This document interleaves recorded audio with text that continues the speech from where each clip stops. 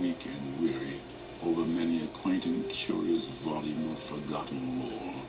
While I nodded, nearly napping, suddenly there came a tapping, as of someone gently rapping at my chamber door. "'Tis some visitor," I muttered, tapping at my chamber door. "Only this, and nothing more." Ah, distinctly I remember. It was in the bleak December, and each separate dying ember brought its ghost upon the floor. Eagerly I wished the morrow. Vainly had I sought to borrow from my books surcease of sorrow, sorrow for the lost Lenore, for the rare and radiant maiden whom the angels named Lenore, nameless here forevermore. And the silken, sad, uncertain rustling of each purple curtain thrilled me, filled me with fantastic terrors never felt before, so that now, to still the beating of my heart, I stood repeating, "'Tis some visitor entreating entrance at my chamber door. Some late visitor entreating entrance at my chamber door. This it is, and nothing more." Presently my soul grew stronger, hesitating then no longer. "Sir," said I, "or madam, truly, your forgiveness I implore. But the fact is, I was napping, and so gently you came rapping, and so faintly you came tapping, tapping at my chamber door, that I scarce was sure I heard you. Here, I opened wide the door. Darkness there, and nothing more. Deep into this darkness peering, long I stood there wondering, fearing, doubting, dreaming dreams no mortal ever dared to dream before.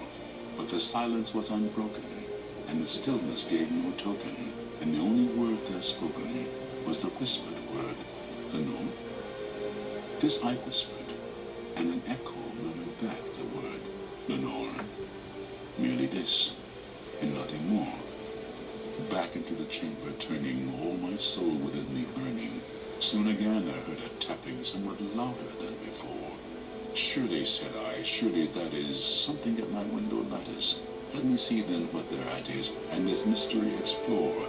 Let my heart be still a moment, and this mystery explore. 'Tis the wind, and nothing more." Open here I flung the shutter, when with many a flirt and flutter in there stepped a stately raven of the saintly days of yore.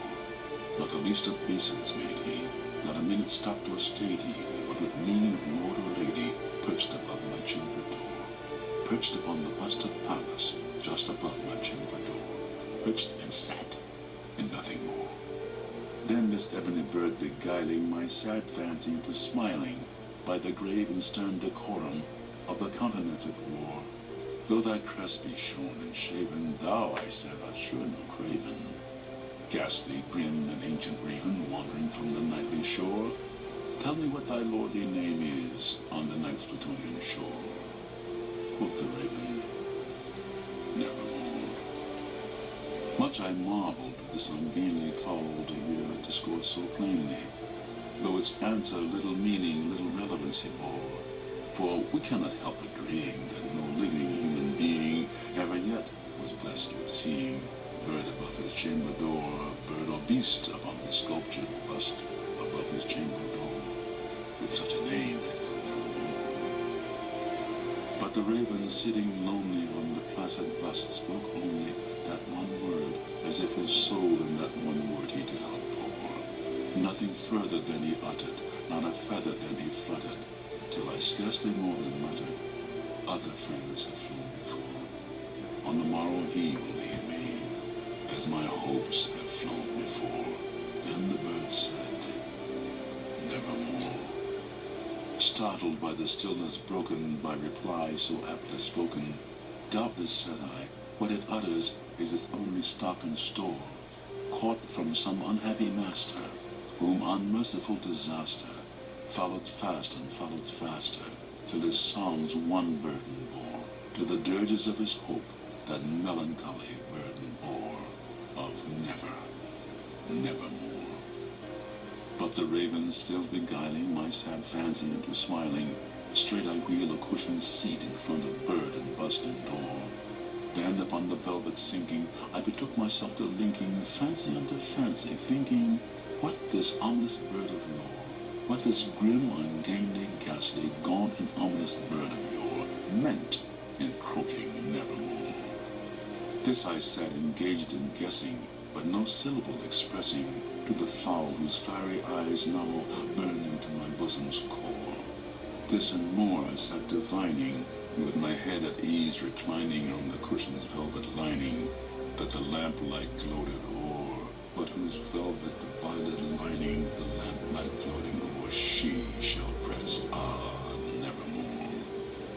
Then methought the air grew denser, perfumed from some unseen censer, swung by seraphim whose footfalls tinkled on the tufted floor.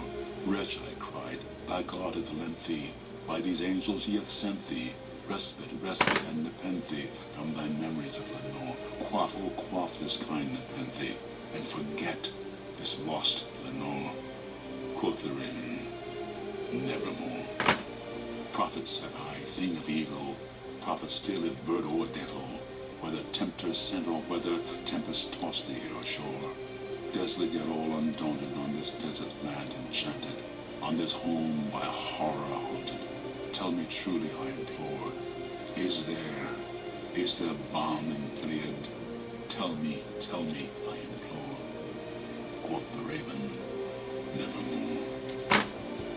Prophet, said I, thing of evil, prophet still if bird or devil, by that heaven that bends above us, by that God we both adore. Tell this soul with sorrow laden, if within the distant Aden, it shall clasp a sainted maiden, whom the angels name Lenore. Clasp a rare and radiant maiden, whom the angels name Lenore. Quoth the raven, nevermore. Be that word our sign of parting, O fiend, I shrieked upstarting. Get thee back into the tempest and the night's Plutonian shore. Leave no black plume as a token of that lie thy soul hath spoken.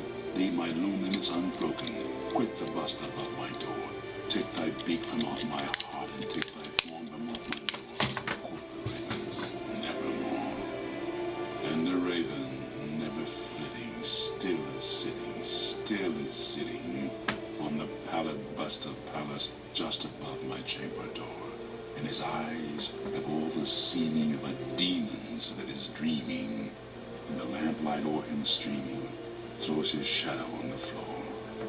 And my soul, from out that shadow that lies floating on the floor, shall be lifted nevermore.